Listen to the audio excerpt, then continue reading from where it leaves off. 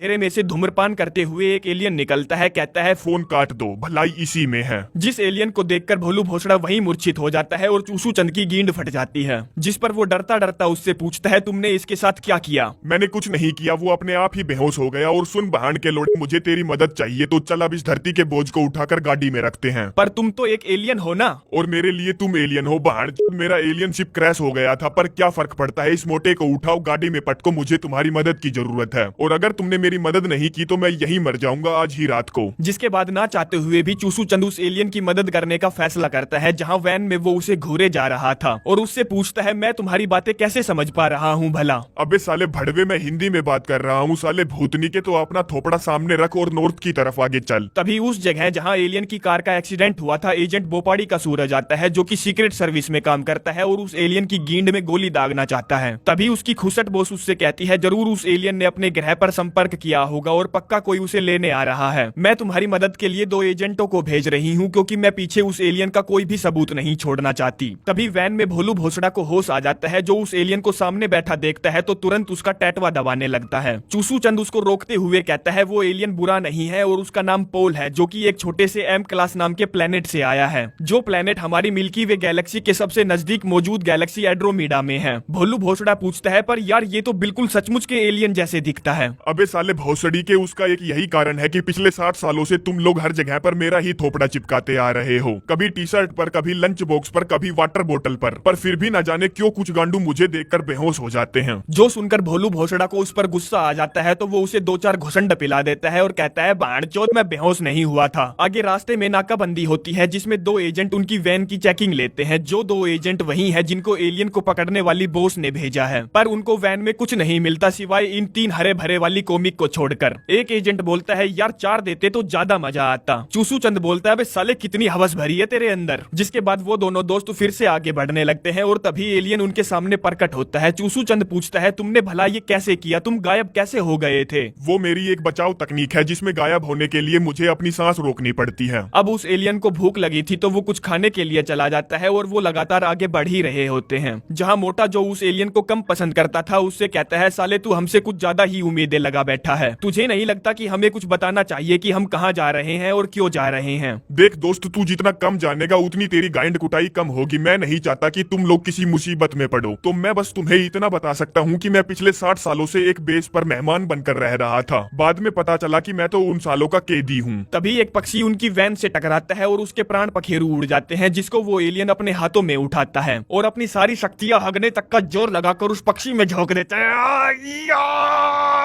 जिससे होता तो कुछ नहीं, बस वो साला पक्षी फिर से जिंदा हो जाता है, जिसे देखकर वो दोनों बहुत खुश हो जाते हैं। तभी वो एलियन उस पक्षी को जिंदा खा जाता है और वो दोनों उससे पूछते हैं अबे साले भड़वे तूने ऐसा क्यों किया। मेरे दोस्तों, मरी हुई चिड़िया नहीं खानी चाहिए, पाप लगता है। जिसके बाद वो फिर से अपने लंबे सफर पर निकल पड़ते हैं, जहाँ कार में चूसू चंद एलियन की पेंटिंग बना रहा था। कहीं मेरी टाइटैनिक वाली तो तस्वीर नहीं बना रहे हो ना मियां? वैसे मैं मजाक कर रहा हूँ, बाद में मत कहना कि मैं मोटा लग रहा हूँ, क्योंकि बाणचोद साला इस गोले की ग्रेविटी की वजह से मेरा 10 किलो वजन बढ़ गया। चूसू चंद पूछता है अच्छा तू ये बता कि तूने कभी इंसानों के साथ वैसा किया है जैसा तूने चिड़िया के साथ किया था। अरे नहीं, मरे हुए इंसानों को तो नहीं, क्योंकि इंसानों के साथ ऐसा करना बहुत जोखिम भरा है, मेरी जान भी जा सकती है। आगे रात बिताने के लिए वो अपनी वैन को पार्किंग लॉट में ले जाते हैं, जिस जगह को काव्या कड़कनाथ और इसका बावड़ी गींड बाप चलाता था। अब आप लोग सोच रहे होंगे कि काव्या कड़कनाथ ने ये ब्लैक एंड व्हाइट चश्मा क्यों लगा रखा है। तो दोस्तों मैं आपको बता दूं कि इसकी एक आंख खराब हो चुकी है, क्योंकि बचपन में किसी ने जबरदस्ती इसकी गींड मार ली थी, जिसके साथ साथ उसने इसकी आंख का तोर भी छीन लिया था। खैर उसके साथ जो हुआ बुरा हुआ, पर अपना चूसू चंद उस पर फिदा हो चुका है। आगे खाना पकाते वक्त भोलू भोसड़ा उस एलियन से पूछता है कि तू यहाँ हमारे गोले पर क्यों गींड मराने आया है। मैं यहाँ एक साइंस मिशन पर आया था और फिर मेरी बहन की लोडी स्पेसशिप में कुछ प्रॉब्लम हो गई, जिस वजह से मैंने यहाँ क्रैश लैंडिंग की और एक बच्ची ने मुझे स्पेसशिप से निकाला। फिर कुछ गवर्नमेंट के भड़वे आए और मुझे उठाकर ले गए, जिस वजह से मैं पिछले 60 सालों से तुम्हारे ही गोले पर फंसा हूँ। और हाँ, मैं यहाँ टाइम पास नहीं कर रहा था, तुम्हारी गवर्नमेंट की हेल्प कर रहा था। अगली सुबह काव्या कड़कनाथ उनकी वैन में आती है और उन दोनों से पूछती है क्या तुम्हें ऊपर वाले पर यकीन है। भोलू भोसड़ा कहता है नहीं, क्योंकि हमारा मानना है कि इंसान बंदर से धरती पर आया था और बंदर केमिकल रिएक्शन की वजह से पनपा था। काव्या कहती है साइंस कुछ नहीं होती, ऊपर वाले ने धरती को 6 दिनों में बनाया था और ये पूरी धरती सिर्फ 4000 साल पुरानी है। तभी टॉयलेट से आवाज आती है ये सब बकवास है। जो सुनकर वो भड़क जाती है और पूछती है फिर ये बताओ कि इंसान की आंख जैसी कॉम्प्लेक्स चीज क्या ऐसे ही बन गई। अगर तुम्हारी साइंस ने आंख को बनाया है तो बना दो ना फिर मेरे लिए एक और आंख। बहन की लोड़ी वो ऐसे ही नहीं बन गई, उसको बनने में करोड़ों साल लगे हैं और उन करोड़ों सालों में उसमें बहुत बदलाव आए हैं। साले भड़वे, तू ऐसी दकियानूसी बातें करके ऊपर वाले से मेरा विश्वास नहीं तोड़ सकता। मुझे पता है कि ऊपर वाले ने इस धरती को बनाया है और सभी इंसानों को उसने अपनी छवि का रूप दिया है। जो सुनकर एलियन को गुस्सा आ जाता है तो वो टॉयलेट से बाहर आता है, कहता है तुम सभी इंसानों को ऊपर वालों ने अपनी छवि का रूप दिया है, तो बताओ मैं किसकी छवि में बन गया। जिसको देखते ही वो बिना जवाब दिए वहीं डेड मार जाती है। चूसू चंद एलियन से कहता है, बे साले तूने ऐसा क्यों किया? अब ये चिल्ला चिल्ला कर सबको हमारी स्कीमें बताती फिरेगी, हमें अब इसको अपने साथ ही रखना होगा। देख भाई गंडवे, ये अमेरिका है, यहाँ एक क्रिश्चियन को किडनैप करना एलियन को पालने से ज्यादा खतरनाक है। अरे यार, उसने तुमको देख लिया है, वो पुलिस को सब कुछ बता देगी। हाँ तो बताने दो ना, ऊपर वाले से डरने वाली इस कहानी की बात कौन ही मानेगा। चलो अब इसको बोरे में भरते हैं। नहीं भाई, हमें इसको अपने साथ लेकर चलना होगा और अपनी तरफ करना होगा। भोलू भोसड़ा कहता है ठीक है, पर मेरे पासपोर्ट का क्या जो इसके घर के अंदर है। जिसके पासपोर्ट को लेने के लिए एलियन अपनी सांस रोककर घर के अंदर जाता है, जहां उसे उसका पासपोर्ट मिल जाता है और जब वो उसकी फोटो देखता है तो उसकी हंसी छूट जाती है। तभी कड़कनाथ का बाप अपने रूम से निकलता है, जिससे वो नमस्ते अंकल कहता है और भागने लगता है, जिसमें वो बूढ़ा भी अपनी दुनाली लेकर उसका पीछा करता है और वो सारे फटाफट अपनी वैन में बैठकर वहां से निकल लेते हैं और पीछे छोड़ जाते हैं। तो बस ये एलियन की तस्वीर। खैर थोड़ी ही देर में काव्या कड़कनाथ को होश आ जाता है, जो उस एलियन को देखकर शैतान शैतान चिल्लाने लगती है। चूसू चंद उसको समझाने की बहुत कोशिश करता है। वो कहती है नहीं, तुमको शैतान के दलाल ने अपने वश में कर लिया है। वो कहता है नहीं, वो कोई शैतान नहीं है, वो बस दूसरी दुनिया से आया है। काव्या कहती है नहीं, सिर्फ एक ही दुनिया है, हमारी दुनिया, जिसको ईश्वर ने अपने हाथों से बनाया है। तभी एलियन भी मैदान में कूद पड़ता है, कहता है मैं यहाँ हूँ, इसका मतलब ये है कि दूसरी दुनिया का अस्तित्व है। किसी धर्म को मानने का ये मतलब नहीं है कि तुम उसमें घुस जाओ और पागल ही हो जाओ। पर काव्या कड़कनाथ किसकी सुनने वाली थी। वो ऊपर वाले से प्रार्थना करने लगती है, मुझे इस शैतान से बचाओ। जो देखकर एलियन उसका ऊपर वाले का बुखार उतारने के लिए उसके सर को छूता है और उसे आंड गांड बावड़ी गांड ब्रह्मांड का सारा ज्ञान दे देता है। जिस ज्ञान के हैवी लोड को वो सहन नहीं कर पाती तो फिर से डेड मार जाती है। चूसू चंद पूछता है, अबे साले भड़वे, तूने इसको फिर से क्या कर दिया? भाई मैंने उस कहानी के और अपने दिमाग के बीच में एक ब्रिज बनाकर अपना सारा ज्ञान उसे एक झटके में पेल दिया। चूसू चंद कहता है, अरे वाह यार, ये तो गजब की चीज है, मेरे साथ भी करो ना यार। जिस पर वो एलियन उसे भी एक ही झटके में ब्रह्मांड का सारा ज्ञान पेल देता है। आगे कुछ देर बाद जब वैन रोकी जाती है तो काव्या कड़कनाथ गुस्से में उतरकर चलने लगती है। चूसू चंद भी उसके पीछे पीछे जाता है। वो कहती है वो साला नीला एलियन पाखंडी है।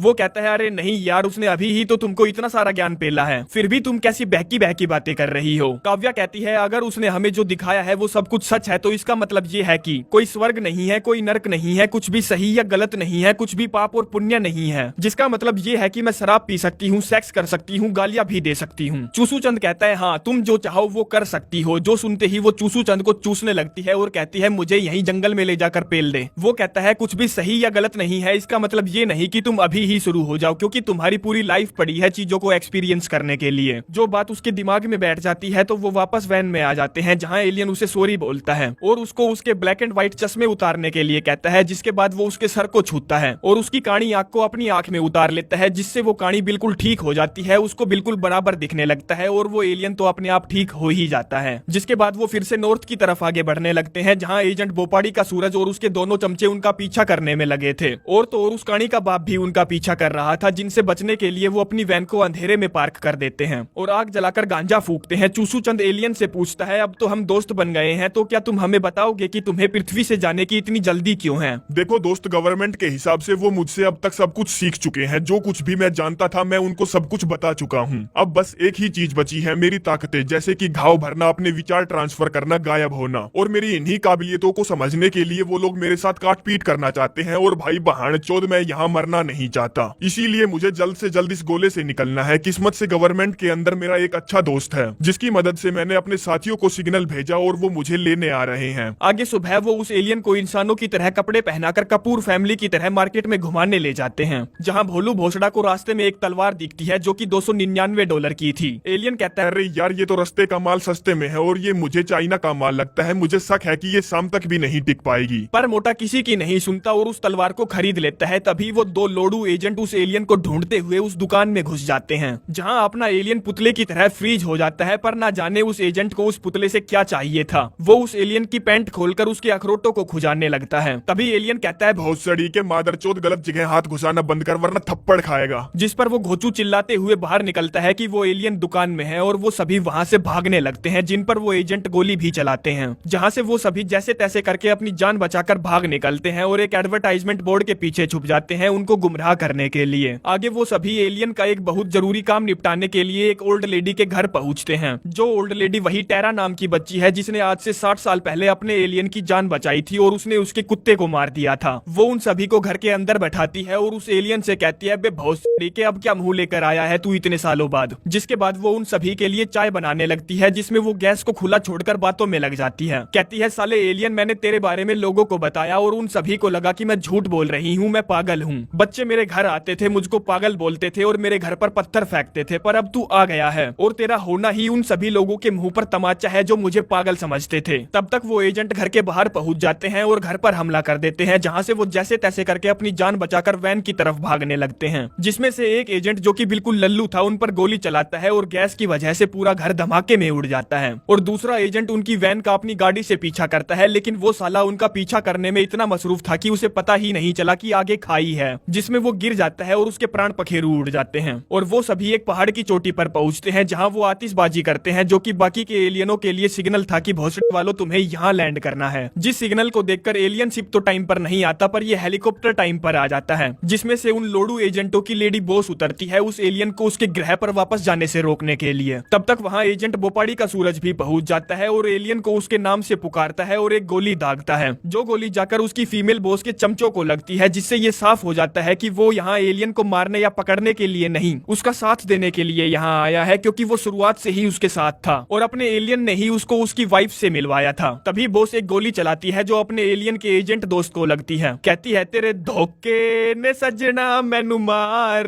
मुकाया। साले 15 साल बाद तू मेरी जगह पर हो सकता था, पर नहीं, तुझे तो एलियन का साथ देना था ना। जिसके बाद वो अपनी गन एलियन पर तानती है, जिसकी जान बचाने के लिए भोलू भोसड़ा सामने आ जाता है और अपनी तलवार निकालता है, लेकिन वो साली टूट जाती है क्योंकि एलियन ने तो पहले ही कहा था कि भाई ये शाम तक भी मुश्किल ही चलेगी। तभी 70 साल की बूढ़ी घोड़ी बॉस को एक घुसंड पिलाती है, जिससे वो लंबी लौट जाती है। अब एक मुसीबत गई नहीं कि तभी वहाँ काव्या कड़कनाथ का बाप आ जाता है, जो उस एलियन को मारने के लिए उस पर गोली चलाता है, लेकिन वो गोली चूसू चंद को लगती है, जिससे वो वहीं लुढ़क जाता है। अब एलियन अपने दोस्त को मरते हुए नहीं देख सकता था, तो वो अपनी गींड तक का जोर लगाकर उसको ठीक करता है,